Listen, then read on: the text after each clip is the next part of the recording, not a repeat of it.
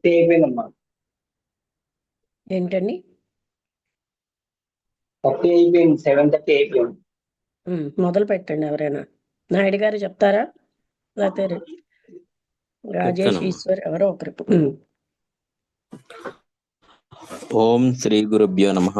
ఈరోజు గురువారం, జూన్ 5వ తారీఖు 2025. శ్రీ లక్ష్మి మేడం గారు శ్రీ మలయాళ స్వామివారు రచించి చదివి ఆనపరుస్తారు. పుష్క వేదాంత చెప్పారా పేరు? దాని పేరేంటి చెప్పారా? చెప్పానమ్మా. పుష్క వేదాంత తమోభాస్కరం. అది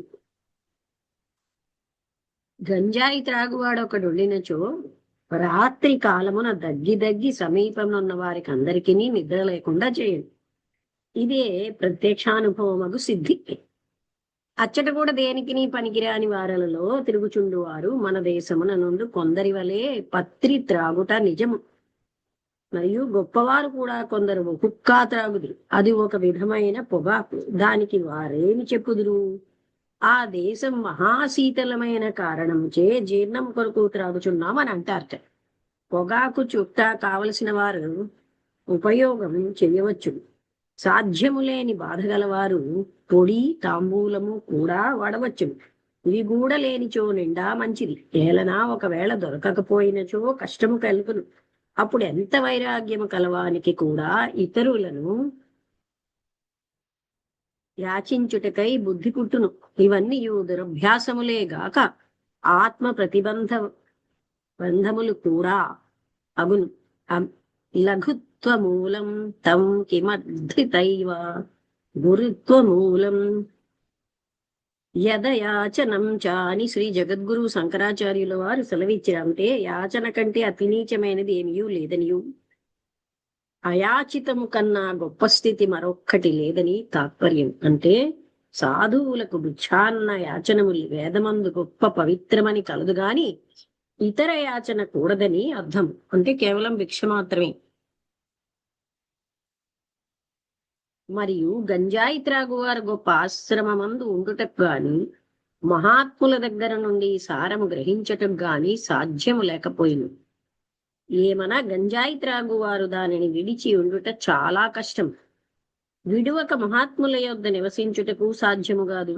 ఈ విషయములో నాకు చాలా అనుభవం గలదు. మరియు గంజాయి త్రాగు సమయమున కొంత సుఖముందునని చెప్పు మాట నిజము కాని ఆ సుఖం ఎట్లు కలిగినదని విచారము చేయక ఉండుటయే దీని అందుగల అపాయం. అనగా పత్రియందుండు సుఖము తానా, లేక పత్రి త్రాగుచుండు సుఖమును అనుభవించువాడు తానా అని విమర్శించినతో వస్తుతత్వము వెలివడును.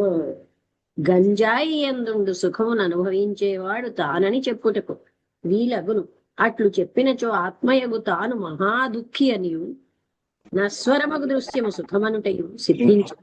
నమస్తే అమ్మా. నమస్తే. ఇదే శుష్క వేదాంత తమోభాస్కరం మలయాళ స్వామి రాశారు. మలయాళ స్వామి వారదమ్మా. అలాగే ఇది మీరు మొదటగా వింటున్నారు కదా, వినండి. అంటే రాత్రి ఎందుండు సుఖము తానా, లేక పత్రి త్రాగుచుండు సుఖమును అనుభవించువాడు తానా అని విమర్శించినచో వస్తుతత్వం వెలివడును. గంజాయి ఎందుండు సుఖమును అనుభవించేవాడు తానని చెప్పుటకు వీలగును.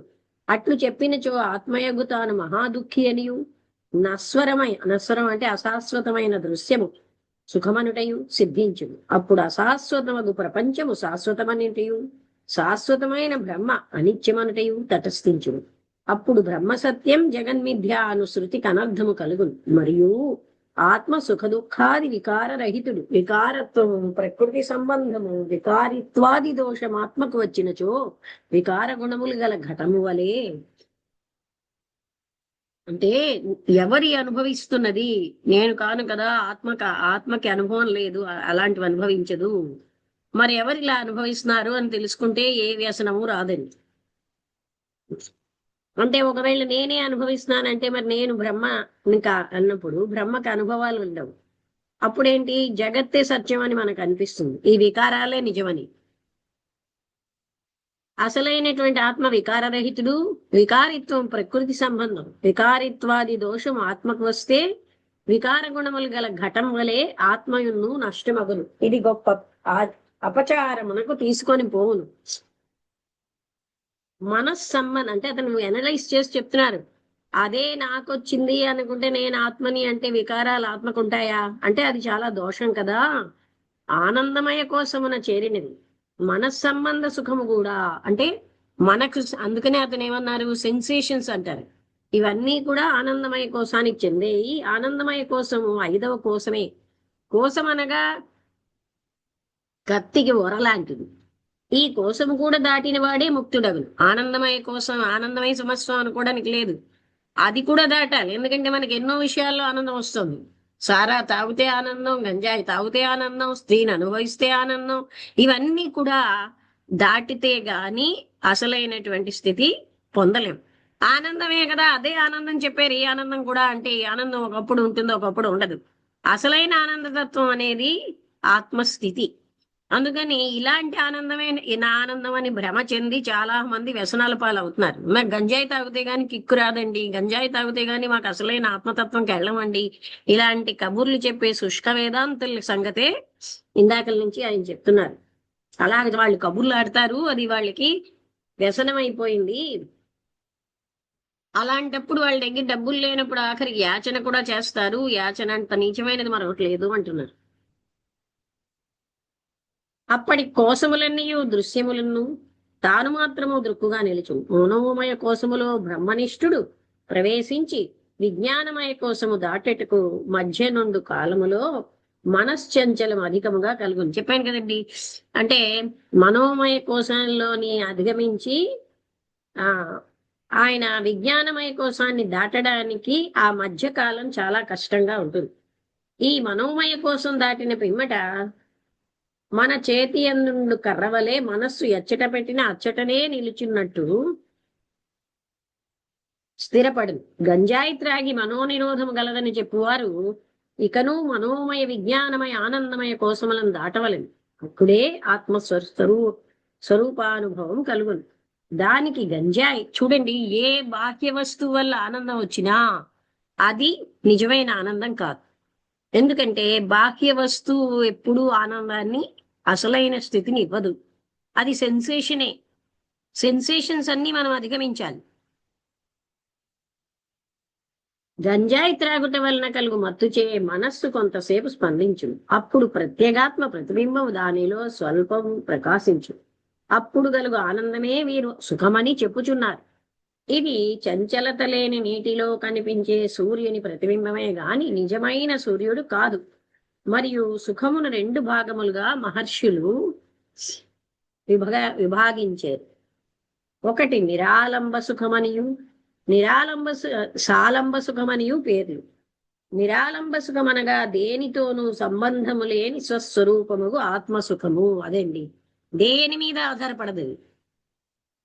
సాలంబం అంటే ఒక వస్తువును అవలంబించి కలిగే ఇంద్రియముల ద్వారా కలిగే సుఖము. ఈ సుఖములో చేరినదే గంజాయి సుఖము కూడా. కనుకనే ప్రకృతి వలె వికృతి గంజాయి త్రాగువారికి కూడా కనిపించుట. దీనినే త్రాగువారికి ఒకప్పుడున్న బుద్ధి మరి ఒకప్పుడు ఉండకుండుటే కాక చేయవలసిన పని సకాలములో చేయుటకు అడ్డుపడును. నెమ్మదిగా గంజాయి వల్ల ఏమవుతుంది, ఇలాంటి లక్షణాలన్నీ వచ్చేస్తాయి. నిరాలంబం సమాశ్రిత్యా సాలంబం నిజహాతి యః స సన్యాసీ చ యోగీ చ కైవల్యం పదమశ్నుతే. ఏ బ్రహ్మనిష్ఠుని నిరాలంబ సుఖమైన ఆత్మనిష్టను చక్కగా ఆశ్రయించి సాలంబ సుఖాన్ని అంటే మనోమయాది ఇంద్రియ సుఖాలని విడిచినో వాడే సన్యాసి, వాడే యోగి, వాడు మాత్రమే కైవల్య పదము ముక్తిని అనుభవించును అని నిరాలంబ ఉపనిషత్తు. మాత్ర స్పర్శాస్తు కౌంతేయ శీతోష్ణ సుఖ దుఃఖదాః ఆగమాపాయినో నిత్యాస్తాం స్థితిక్షస్వ భారత. అర్జున, పంచతన్మాత్రల వల్ల పుట్టిన శ్రోత్రాది ఇంద్రియములు ఒక శబ్దాది విషయముల సంయోగములో శీతము, ఉష్ణము, సుఖము, దుఃఖము మొదలైన ద్వంద్వాలను కలుగచేస్తున్నాయని, అవన్నీ వస్తూ పోతూ ఉంటాయి. కావున అవి అనిత్యములు కాన సహింపుము అంటే త్యజింపుము, వదిలై. యం హి న వ్యధయంత్యేతే పురుషం పురుషర్షభ సమదుఃఖ సుఖం ధీరం సోమృతత్వాయ కల్పతే. ఓ పురుష శ్రేష్ఠుడవగు అర్జున, పైన ఉదాహరించిన మాత్రాస్పర్శాదులు సుఖదుఖాది ద్వంద్వములు సమానముగా చూచినవాడైన ఏ పురుషుని చలింపచేయలేవో వాడు ముక్తిని పొందును. అంటే ఇంద్రియములు ఆత్మనిష్టయందు ఎవరిని చలింపచేయకుండానో వాడే ముక్తుడని భావము. బాహ్య స్పర్శేశ్వసక్తాత్మా విందత్యాత్మని యత్సుఖం స బ్రహ్మయోగయుక్తాత్మ సుఖమక్షయమశ్నుతే. అంటే ప్రపంచంలో ఉండే శబ్దాది విషయాలలో ఆశలేని మనస్సు కలవాడు మనోనిరోధము చేతన అంతఃకరణమందు ఏ యొక్క ఆత్మసుఖమును పొందునో అట్టి బ్రహ్మ సమాధి ఎందు ఐక్యమునొందిన వాడు నాశరహితమైన చిత్తోపరతిని పొంది సుఖించుచున్నాడు. ఇప్పుడు చూడండి, మనం కావలసిన డబ్బు కంటే అతిగా ఎందుకు ఆర్జిస్తాము అంటే ఇంద్రియ సుఖాలకే. ఈ ఇంద్రియ సుఖాల వల్ల ఆత్మతత్వానికి దూరం అయిపోతుంది. మనకేమోని వేడి సహించలేము, చలి సహించలేము. అందుకని అదంతా సహించుతున్నది ఎవరు అని మనం గ్రహించుకుంటే, అలాంటప్పుడు ఈ బాడీ ఈ నేను అనే పాయింట్ నుంచి బయటపడినప్పుడు ఇలాంటి సుఖాలకు బానిసం అయిపోం.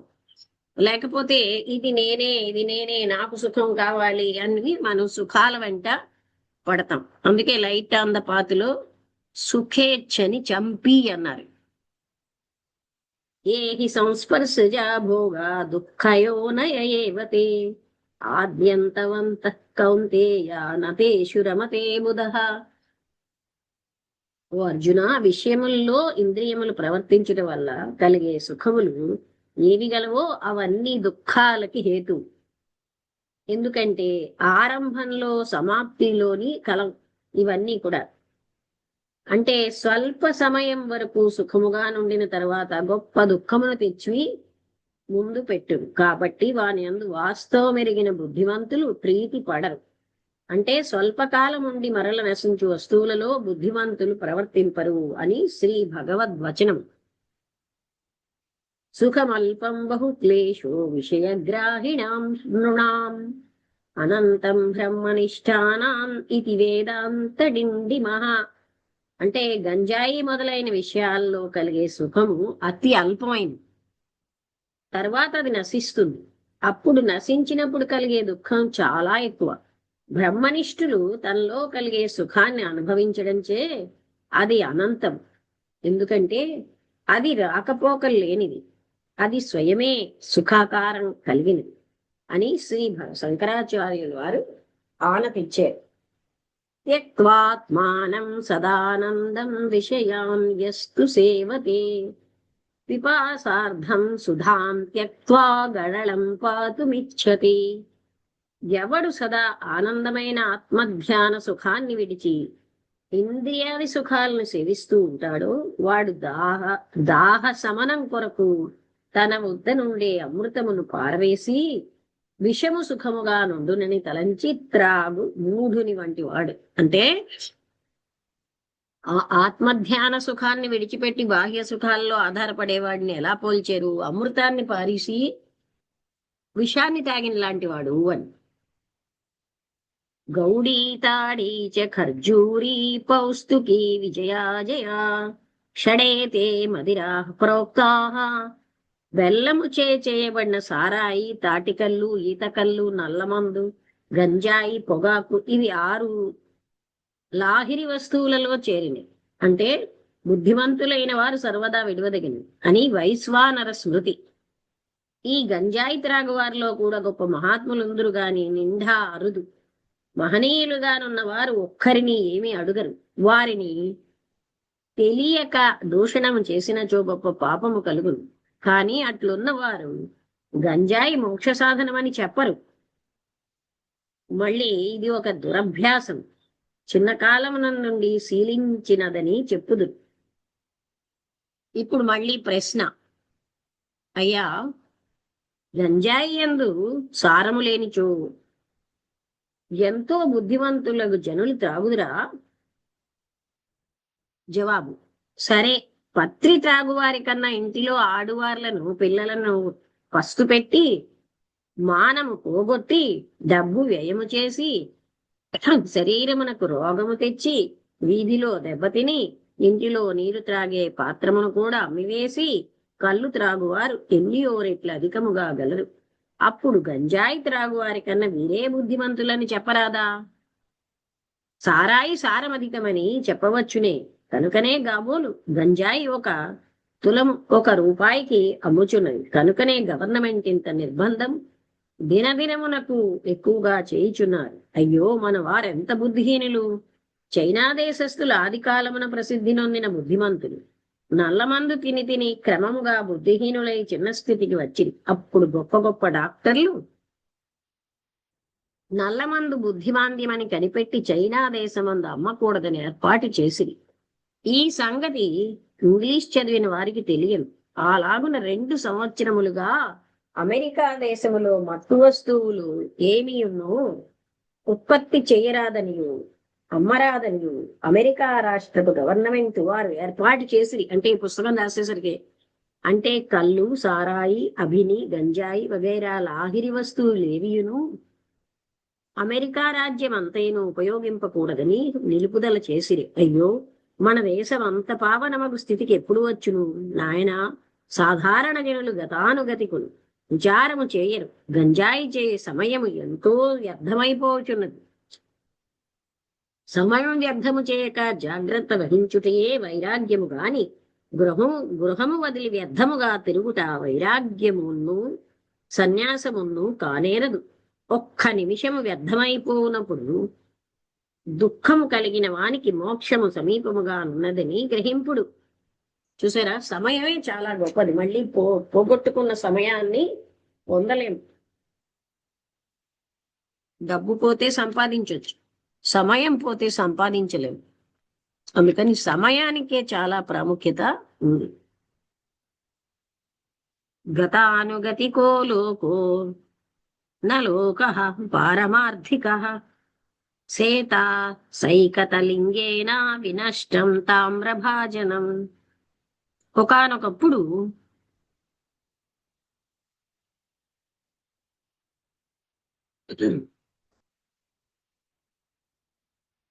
గ్రహణ కాలములో సేతు స్నానం కొరకు అనేకులు వెళ్ళుచుండి. అప్పుడు వారి కన్నా కొంచెం ముందుగా ఒక మహాత్ముడు యతీశ్వరుడు పోవుచుండు. ఆ సన్యాసి చేతిలో ఒక రాగి కమండలం ఉండేది. తాను స్నానం చేయ సమయమందు పాత్రను ఎవరైనా తీసుకొని పోయేదరని సంశయించి గుండము త్రవ్వి దానిలో పాత్ర నుంచి స్థలము గురుతు కనుగొన్నటకై దానిపై కొంత ఇసుకమట్టి ముద్దగా పెట్టి సముద్రమందు అతడు స్నానము చేయుచుండు. వీరు అనక వచ్చడి జనులు ఈ సన్యాసి మట్టిని కుప్పగా చేయుట చూచిరే గాని పాత్రను ఉంచుట చూడలేదు. అప్పుడు తర్వాత వచ్చే వారందరూ ఆ మహాత్ముడు ఇసుకచే శివలింగ ప్రతిష్ఠ చేసి స్నానము చేయుచున్నాడని ఊహించుకుని ఒక్కొక్కరును మట్టి ముద్ద చేసి పెట్టి స్నానం చేయుచుండు. వారందరూ ఇలాగున విచారం చేసి మహాత్ముడు గొప్ప యతీశ్వరుడు. వీరు గ్రహణ సమయమున మృత్తికా శివలింగ ప్రతిష్ఠ చేసి స్నానము చేయుటలో ఏదో గొప్ప ఫలమున్నది. శ్రీరాములు కూడా ఇసుక చేతనే కదా శివలింగ ప్రతిష్ఠ రామేశ్వరమందు చేసినని తలంచిరి. సన్యాసి స్నానం చేసి వచ్చిన తర్వాత పాత్రము పెట్టిన గురుతు చూచినప్పుడు ఎచట చూచినను అదే మాదిరి మట్టి ముద్దలు కనిపించుడిచే పాత్రము దొరకకపోయినది. కనుక సన్యాసి ఏ ఉద్దేశంతో మట్టి ముద్ద చేసి పెట్టినని జనులు ఊహింపకపోయిరి. ఇప్పుడు గంజాయి స్థితియు ఆ రీతిగానే అయినది. కనుక భంగిపత్రి త్రాగుటచే సారముండునని వారు బుద్ధిమంతులని తలంచుటయు బుద్ధిహీనత. ప్రశ్న: అంటే ఎవరో మహాత్ముడు తాగాడని నేను కూడా తాగుతానంటే అది పనికిరాదు. అనేక భాషలందు నైపుణ్యం ఉండినను సమధమాది గుణములు లేని ఎడల జ్ఞానమెట్లు కలుగును? ఫోనోగ్రాఫ్ పెట్టే ఇంగ్లీషు, హిందూస్థానీ, సంస్కృతము, కేరళము మొదలైన అనేక భాషల్లో నానా విధములుగా సంగీత స్వరములతో పాడుచున్నది. కాబట్టి ఆ పెట్టె ఎంత గొప్ప జ్ఞాని అని చెప్పవచ్చును, దానికి ఎంత ఈశ్వర ప్రసాదం ఉండవచ్చునని తలచవచ్చును. కనుకనే మహాత్ములు శమదమాది గుణములు లేని వారికి శాస్త్ర పాండిత్యం ఉండినను నిష్ప్రయోజనమని ఖండించింది. అది కాదు, ప్రశ్న ఏంటంటే, అరవము మొదలైన భాషల్లో వివాదము చేసి ఉన్న సంస్కృతం, హిందూస్థానీ, ఇంగ్లీషు, అరవం వారు మహనీయులు గాని ఎడల ఇంత విద్వత్తు ఎట్లు కలుగును? అది ప్రశ్న. అంటే ఇంత విద్వత్తు వచ్చేసింది, వాళ్ళు ఎంత గొప్ప వాళ్ళు అంటే ఆయన అదే చెప్పారు. ఫోనోగ్రాఫ్ అప్పుడు ఉండేది కదా, అది ఎన్నో భాషల్లో మాట్లాడుతుంది అని చెప్పి దాన్ని గొప్పదంటావా? పాండిత్యం అంటే ఏంటి? సమధమాది గుణాలు, ఇంద్రియ మనోనిగ్రహాలు లేని వాళ్ళకి పాండిత్యం ఉన్నా సరే నిష్ప్రయోజనము అని ఖండించారు. వాగ్వైఖరి శబ్దఝరీ శాస్త్ర వ్యాఖ్యాన కౌశలం వైదుష్యం విదుషాం తద్వద్భుక్తయే నతు ముక్తయే. శాస్త్రజ్ఞానము మాత్రము గల పండితుల యొక్క వాగ్వైఖరి, కవితా ప్రయోగ శక్తి, శాస్త్రమునకు టీకా తాత్పర్య రచనా కౌశలమును మహావిద్వత్తును ముక్తి కొరకే గాని ముక్తి కొరకు కానేరదు. శబ్దజాలం మహారణ్యం చిత్తభ్రమణ కారణం అతః ప్రయత్నాజ్ఞా తస్తవ్యం తత్వజ్ఞానత్వమాత్మనః. శాస్త్ర సమూహము మనశ్చాంచల్యమునకు కారణమైన గొప్ప అరణ్యం వంటిది. అంటే మహారణ్యంలో చిక్కుబడిన వానికి భ్రమచే దిక్కు తెలియక కష్టపడిన రీతిగా శాస్త్ర అరణ్యములో జ్ఞాన మార్గము తెలియక కష్టపడినని తాత్పర్యం. చూసారా, చాలా చాలా విషయాలు తెలుసుకోవడం చాలా గొప్పదనుకుంటారు, అప్పుడు వాళ్ళు దిక్కు తెలియని అరణ్యంలో ఉన్నట్టు అయిపోతారు అని చెప్తున్నారు. ఇది కాకుండా శబ్దము జాలమని చెప్పేది. జాలం అంటే మత్స్యాములను పట్టేటటువంటి వలకి పేరు. వలలో చిక్కిన చేప దాని నుండి విడివడక మరణం పొందినట్లు శాస్త్రమును అనే వలలో చిక్కి అహంకారులైన జనులు మరణములను అనే కష్టమునకు పాత్రులవుతున్నారు. ఇంకో అర్థం ఏమిటంటే, జాలం అంటే గారడీవాని విద్యకు పేరు. గారడీవాని విద్యను చూసేటప్పుడు చాలా చిత్రంగా ఉన్నా అవి ఏమీ లేకుండానట్లు శాస్త్రం మాత్రము చదివిన వారికి జ్ఞానము లేని అంటే చదివిన వారికి జ్ఞానము లేని ఎడల నిష్ప్రయోజనం. కాబట్టి ప్రయత్నము చే తత్వవేత్త అయిన వాని ఆశ్రయించి తన ఆత్మతత్వం ఎరుగుటకై బుద్ధివంతులు యత్నము చేయవలెను. మోక్షం కోరే వారికి శాస్త్రము ఎంతో అత్యావశ్యకము కాదు, గుణములు మాత్రము బాగుగా ఉండవలేదు. రోగి అయిన వాడు వైద్య శాస్త్రం అంతా చదవనక్కర్లేదు. మంచి వైద్యుడిని ఆశ్రయిస్తే ఉపదేశించి ఆ వైద్యుడు చెప్పిన ప్రకారము అంటే చేస్తే రోగం బాగోదు. అలాగే అజ్ఞానం అనే మహారోగ పీడితుడైన వాడు భవవైద్యుడైన జ్ఞానిని ఆశ్రయిస్తే ఉపదేశించబడిన ప్రకారము ధ్యానము చేసి భక్తి వైరాగ్యాలు అనే పద్యం అన్నమాట ఉంటే నిత్య సౌఖ్యం అనే మోక్షము పొందవచ్చని వివేక చూడామణి చెప్తోంది. ఆలోచ్య చతురో వేదాన్ ధర్మశాస్త్రాణి సర్వదా యోహం బ్రహ్మ న జానాతి గర్వీ పాకరసం యథా. అంటే 4 వేదాలని ఎవడైతే 6 శాస్త్రాలని మనువు ఆది సర్వధర్మ శాస్త్ర స్మృతులని పునః పునః చదివి దాని అర్థము వివరించినా పరమాత్మని ఎరుగనిపోతే అనేక పదార్థముల యందు తిప్పుచుండెడి గరిటె అన్నిట్లోని తిరుగుతూనే ఉంటుంది, దేని రుచి దానికి తెలియదు. అలాగన దీని స్థితి కూడా గరిటె వలె ఉంటుంది. యథా ఖరశ్చందన భారవాహి భారస్య వేత్త నతు చందనస్య తథైవ శాస్త్రాణి బహున్యధీత్య సారం న జానన్ ఖరవద్వహేత్ సహా.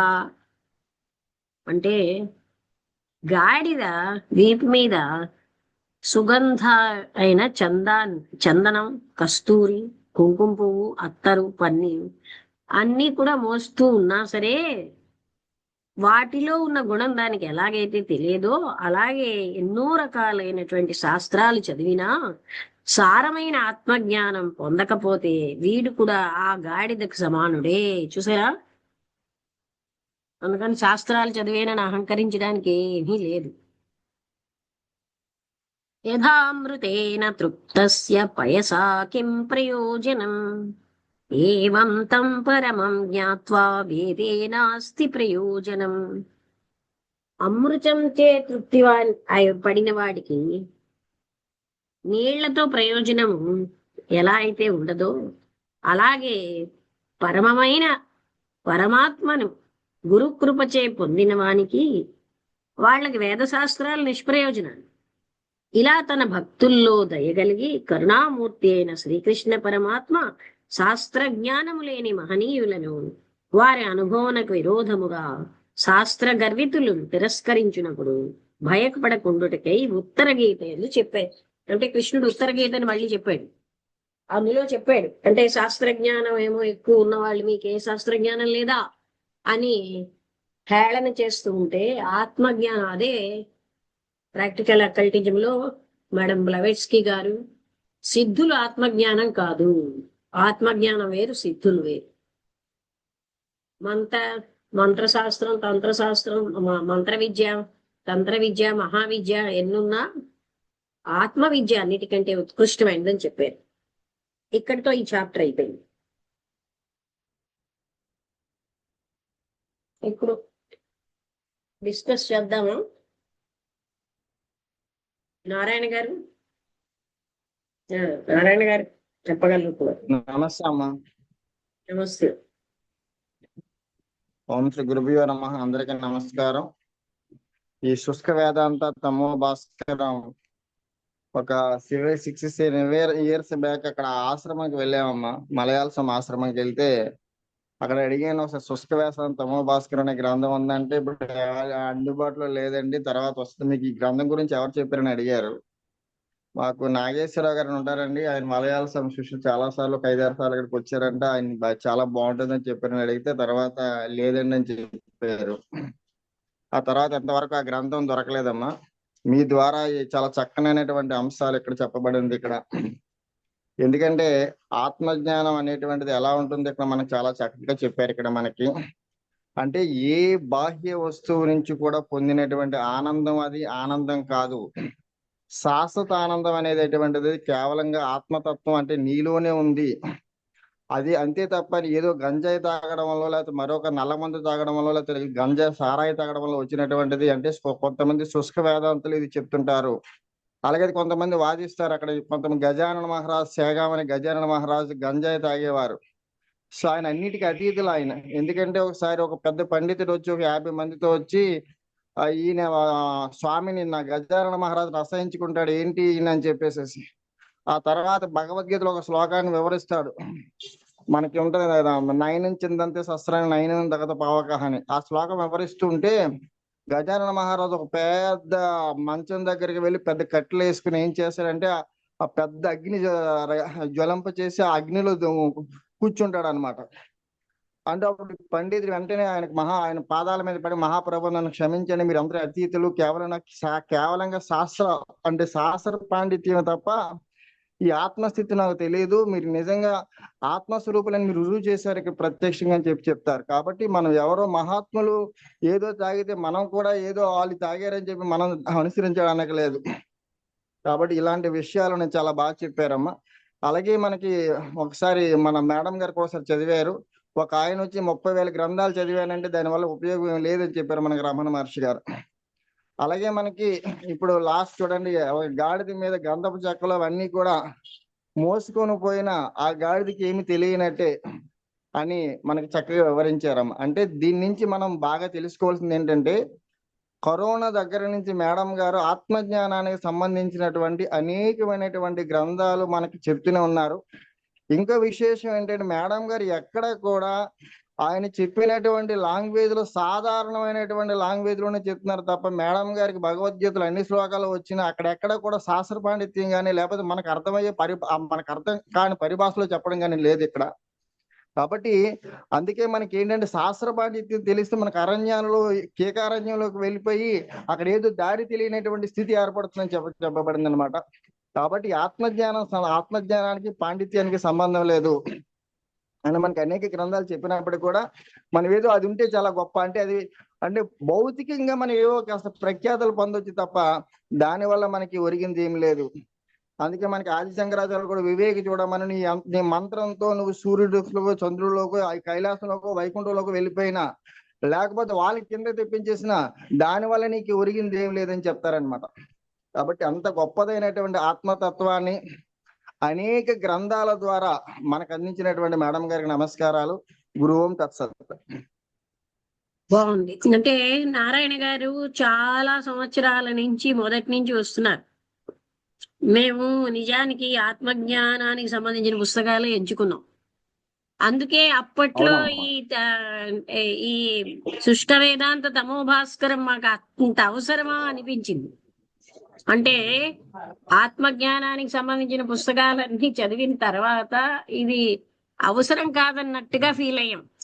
మళ్ళీ తర్వాత చాలా అయ్యాక ఈ పుస్తకం చదివితే అని ఇప్పుడు చదువుతున్నాం తప్ప అప్పట్లో అన్ని చాలా డీప్ రూటెడ్ జ్ఞానంతో ఉన్న పుస్తకాలు చదివాం. అందులో యోగ వాసిష్టం, అష్టావక్ర గీత అవి చదివినప్పుడే దీనికి పేరు పెట్టాం, త్రిపుర రహస్యం. అంతేకాక సనక అంటే అది ఏంటది అంటే దుర్యోధనుడికి ఆయన సనస్సు జాతులు బోధించింది, అది కూడా చదివాం. అందులో కూడా పుట్టుకతో కులం రాదని ఆయన చెప్పారు. అంటే కులం ఎక్కడ, మనం బ్రాహ్మణ కులంలో పుడితే కాదు, మన ప్రవర్తన తీరు వల్లే కులం అన్నది అక్కడ సనస్సు జాతుల వారు కూడా చెప్పారు. అంటే కుల అహంకారంతో ఉన్న వాళ్ళకి ఏదో పాఠం మన యొక్క అలాగా. అంటే మహాత్ములు సత్యాన్ని, అలాగే దాసబోధ, నేను చెప్పాను కదా, కర్తవ్యం అనే పాము కాటని ఒక చాప్టర్ అంతా చెప్తారు. ఏమిటా కర్తవ్యం ఏమిటి, పాము కాట ఎందుకు అవుతుంది అని అలా ఆలోచిస్తే నాకు అర్థమైంది. ప్రాపంచిక చింతే కదా కర్తవ్యం కర్తవ్యం అని పారిపోతున్నాం. ఆ టైం మనకు వచ్చిన సమయానికి మన దేహం ఉండదు. ఈ కర్తవ్యాలనే పాము కాటితోటి ఉండబట్టి మనం ఆత్మజ్ఞానాన్ని పట్టించుకోవటం లేదు. నా పిల్లలు, నా మనవలు, నా వాళ్ళు వెళ్ళి ఇది నా కర్తవ్యాలు అనుకుంటూ మనిషి చచ్చే వరకు కర్తవ్యాలలో పడిపోతున్నాడు. అందుకే విష సర్పాలతో పోల్చారు కర్తవ్యాలను సమర్థ రామదాస్. అదేమిటా కర్తవ్యాన్ని విషసర్పం అంటున్నారంటే మనం వీటిలో పడిపోయి ఆత్మతత్వాన్ని పట్టించుకోవట్లేదు. అలాగనే ఇందులో ఏంటంటే ఆరంభంలో ఉన్న అందరికీ కూడా డౌట్స్ క్లారిఫై అవుతున్నాయి. ఎవరెవరు ఏమిటేంటి అంటే శుష్క వేదాంతం అని అంటే అతను ఎందుకు రాశానని చెప్పారు. చాలా మంది గురువులు కూడా ఇంద్రియ మనో నిగ్రహాలు లేకపోతేనేమిటి అని చెప్పిన వాళ్ళు ఉన్నారు. చాలా మంది శిష్యులు కూడా 4 రకాలైన పదాలు నేర్చుకుని మేము జ్ఞానులం అని చెప్పుకుంటున్నారు. ఇలాంటి విధంగా ఎన్నో చదివినా వాళ్ళకి అనుభవ జ్ఞానం ఎందుకు లేదు. ఇవన్నీ చూసి ఆయన రాశారు. వైరాగ్యం అనే అర్హత ఉండకపోతే అక్కడ అసలు ఏ జ్ఞానం అవ్వదు. అలాగే ఇంద్రియ మనో నిగ్రహాలు అన్నవి లేకపోతే ఆ వ్యక్తులు జ్ఞానాన్ని పొందలేరు. అయితే ఎన్నో శాస్త్రాలు చదివినా ఆత్మజ్ఞానం లేనప్పుడు అవన్నీ వృధా. అలా అయితే గాడిదాన్ని మోస్తోందో అలాగా. ఇలాగా మనకి తెలుస్తున్న కొద్దీ శాస్త్రాహంకారం పోతుంది. నేను ఇది చదివేను చదివితే ఏమిటి లాభం? చదివేనన్న మూత మోస్తున్నాం, అహం పెంచుకుంటున్నాం. ఈ విధంగా మనం అంటే ఈ కృష్ణమూర్తి గారు యోగ వాసిష్టం, త్రిపుర రహస్యం ఇలాంటి గ్రంథాలు చదివేక ఈ గ్రంథం మాకు అంత చదవాలా అన్నట్టు అనిపించింది అందరికీ. అందుకని అప్పట్లో చదవలే. ఇప్పుడు ఉన్నటువంటి వ్యక్తులు అందరూ కూడా అన్ని పుస్తకాలు వినడం లేదు. అందుకని ఇది అవసరమే అనిపించింది. ఎందుకంటే చాలా తప్పుడు అభిప్రాయాల నుంచి తీయడానికి ఈ గ్రంథం చాలా ఒక వాల్యూమ్ కాదుట, చాలా వాల్యూమ్స్ రాశారట. నారాయణ గారు మీరు వచ్చిన దగ్గర నుంచి విషయాన్ని టూకీగా చెప్తున్నారు, చాలా బాగుంది. ఎందుకంటే చెప్పే వాళ్ళలో వసంతలత రావట్లేదు, ఈ మధ్య మీరు రాలే, బుద్ధుడు గారు రావట్లే, వీళ్ళెవరు కూడా వింటారు, అవునమ్మా బాగానే ఉంది అర్థమైంది అంటారే గాని వాళ్ళ వాక్యాల్లో చెప్పడానికి ప్రయత్నించట్లేదు. అంటే మనం రాసుకోవాలి, మీరు చాలా గ్రంథాలు వినబట్టం లేదు. ఏంటండి బ్రహ్మసూత్రాలు కూడా చెప్పారు, నారద భక్తి సూత్రాలు, నారద భక్తి సూత్రాలు, బ్రహ్మసూత్రాలు కరెక్టే. అది వసంత గారు అన్నారు, అమ్మా మీరు బ్రహ్మసూత్రాలు నేను చెప్పగలనా అంటే, మీరు ఏవైనా చెప్పగలరు చెప్పండి అన్నారు. అప్పుడు బ్రహ్మసూత్రాలు కూడా అప్పట్లో నాకు కనబడేది కాదు. పవన్ కుమారి గారు చదివితే నేను చెప్తూ ఉండడం, ఎవరో చదివితే నేను చెప్పేదాన్ని, లెన్స్ తో కూడా కనబడేది కాదు. ఇవన్నీ గ్రంథాలు ఇంకోరు చదువుతూ ఉంటే నేను చెప్పడం, అలా జరిగాయి. అందువలన అవన్నీ చదివేసేమని కాకుండా వెంటనే వాటిని ఆలోచన చేసుకుని